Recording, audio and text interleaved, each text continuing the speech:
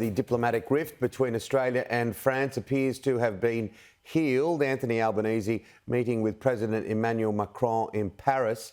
Let's go live to political reporter Andrea Carruthers. Now, Andrea's in a pretty live scene there in front of the Eiffel Tower. It's late at night, but we've still got that wonderful twilight. I know there's some hanger-oners there, so hopefully we'll be able to get through it, Andrea, without any disturbance from the locals.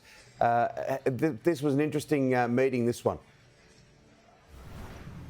Yeah, it certainly was, Tim. Good evening from Paris. Hard to believe, isn't it, with a scene like this, that it's 10 o'clock at night here. But what we've seen is 6 weeks since ousting Scott Morrison, Anthony Albanese did something that his predecessor couldn't, and that was restore that relationship which crumbled under the Coalition's watch some 10 months ago. So we saw the Prime Minister go with his partner Jody Hayden to the Elysee Palace here in Paris, which is the residence of the French President.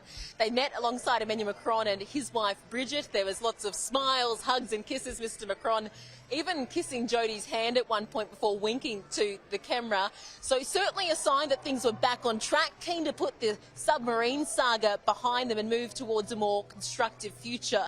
Now, both leaders, they gave remarks to the media prior to their bilateral meeting taking place. There was no public apology from Anthony Albanese in that, but Mr Macron made it clear that he didn't want one.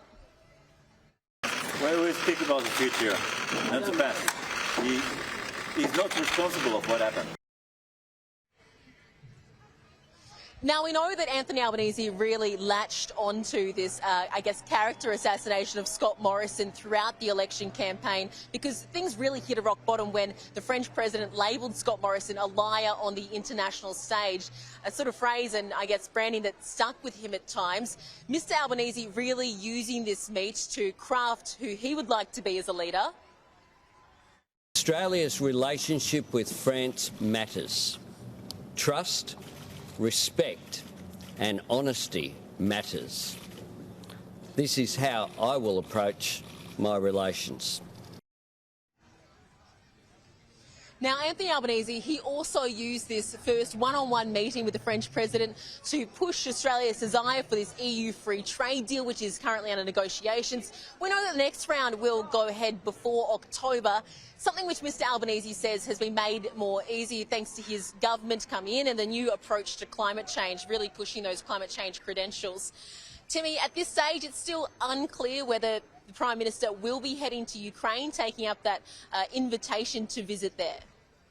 OK, that'll be interesting to watch that one. Now, Andrea, lightening the subject a little bit, let's live vicariously through you for a moment, because it's raining in Sydney and many other parts of the east coast in Australia, fairly dreary in winter. But we're looking at you there. It's a bit like Andrea in Paris. Are you off to have a glass of rosé and maybe some cassoulet?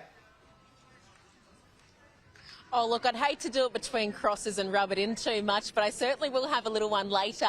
We also did get a bit of a chance tonight to actually go to an art exhibition in the city here, an Indigenous artist from Australia. It's been shown over here, which the Prime Minister took part in helping unveil. So we have had a little bit of time off, but of course been very busy keeping across the events as Anthony Albanese tours through Europe. Yeah, it's only one life. What a beautiful city. Thanks for that, Andrew. We'll get to you a little later in the bulletin this morning.